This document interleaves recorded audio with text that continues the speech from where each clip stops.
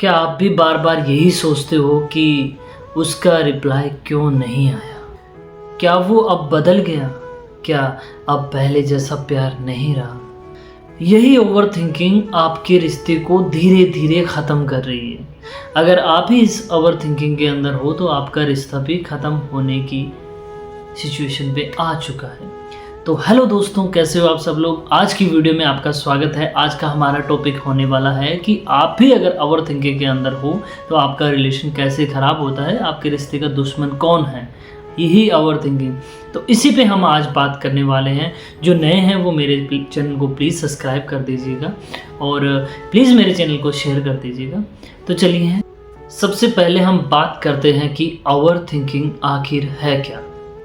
देखिए, कोई भी चीज़ को लेकर अगर हम बार बार सोचते रहते हैं, हमारे दिमाग में एक ही बात बार बार आती रहती है, या पार्टनर को लेके कोई मिसबिहेव हो गया या उसकी कोई बात होगी लेके उसको सोचते रहते हैं, तो मान लीजिए आपके मन में एक ओवर थिंकिंग हो चुकी है और वो दिमाग से नहीं निकल रही। जैसे पार्टनर और आपके बीच में कोई छोटी सी बात है और उस बात को आपने इतनी बड़ी बढ़ा दी, जैसे वो कोई बात आपके लिए बहुत ज़्यादा हो चुकी है।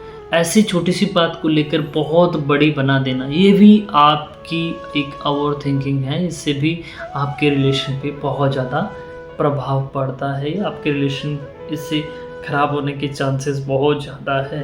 पार्टनर के साथ कोई भी छोटी सी बात हो गई, उसके साथ लड़ाई हो गई, आपने पार्टनर से पूछा भी नहीं कि ये बात कैसे हुई, क्या हुआ, क्या होना था, बट आपने अपने मन ही मन में एक कहानी बना ली कि ऐसा हो गया था, वो वहाँ गई थी या वो वहाँ गया था, ये हुआ था, ये हुआ था। एक बड़ी सी कहानी बना लेते हैं और उस कहानी को अपने माइंडसेट में पूरा तैयार कर लेते हैं। ये भी आपका एक ओवर थिंकिंग लॉस पॉइंट है, जिससे आपका रिश्ता ख़राब होने के चांसेस बन। ये तो था कि ओवर थिंकिंग क्या चीज़ होती कैसे है, किसे हम समझ सकते हैं कि हमारे मन में किसी के लिए ओवर थिंकिंग हो रही है। अब हम बात करते हैं कि ओवर थिंकिंग से एक रिलेशन के अंदर क्या क्या नुकसान हो सकते हैं और हमारा रिश्ता कैसे ख़राब हो सकता है।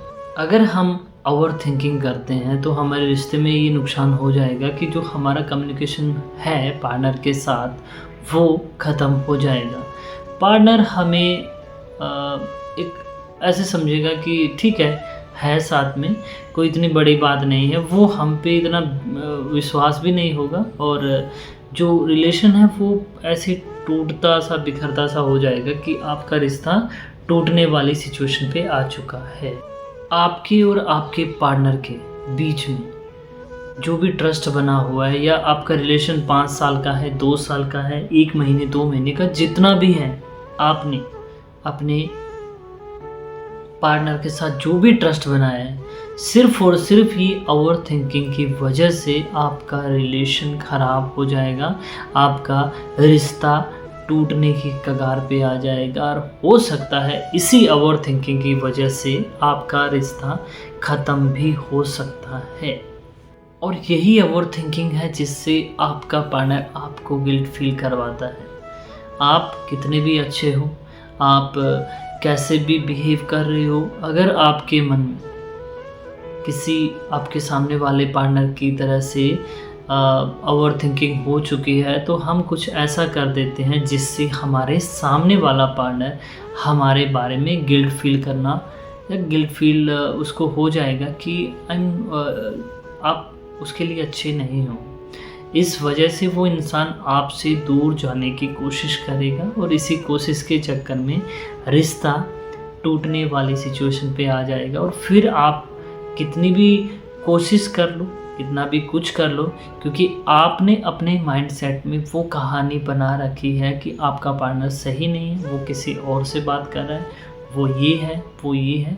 ऐसी ऐसी बातें आपने बना के रखी, जिस वजह से आपने अपना बनाया रिश्ता ख़त्म कर लिया। तो अगर आप चाहते हो कि इन सारी सिचुएशन से निकल के ओवर थिंकिंग से समाधान कैसे पाएँ, इस चीज़ से कैसे निकलें, अगर आप भी ओवर थिंकिंग में आ चुके हो अपने पार्टनर के बारे में, तो ऐसा क्या करें जिस वजह से ये चीज़ें दिमाग से निकल जाए और आपका जो रिलेशन ख़राब होने वाला है, आपका जो रिश्ता टूटने वाला है, वो रिश्ता पहले जैसे वापस हो जाए।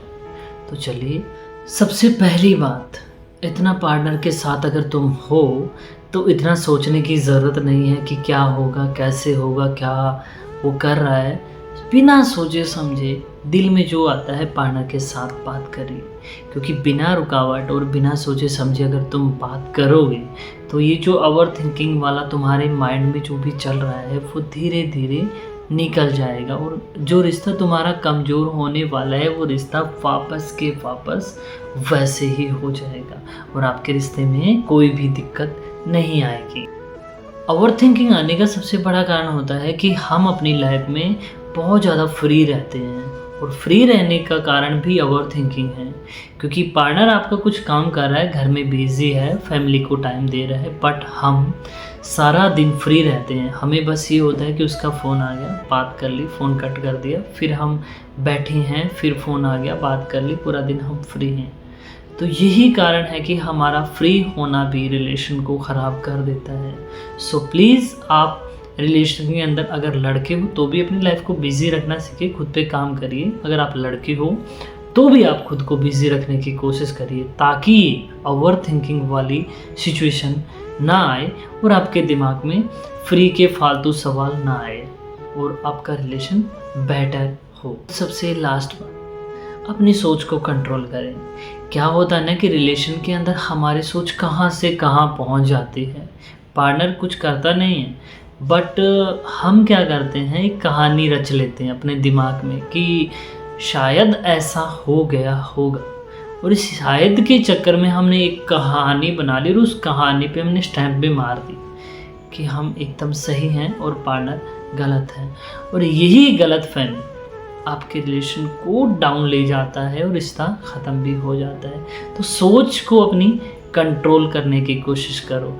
अगर तुमने ये सोच कंट्रोल कर ली तो मैं डेफिनेटली आपको बता दूं कि आपका जो रिश्ता कमज़ोर पड़ने वाला है, ओवर थिंकिंग की वजह से आपने रिश्ते को कमज़ोर कर लिया है, तो वो रिश्ता आपका वापस सही हो जाए।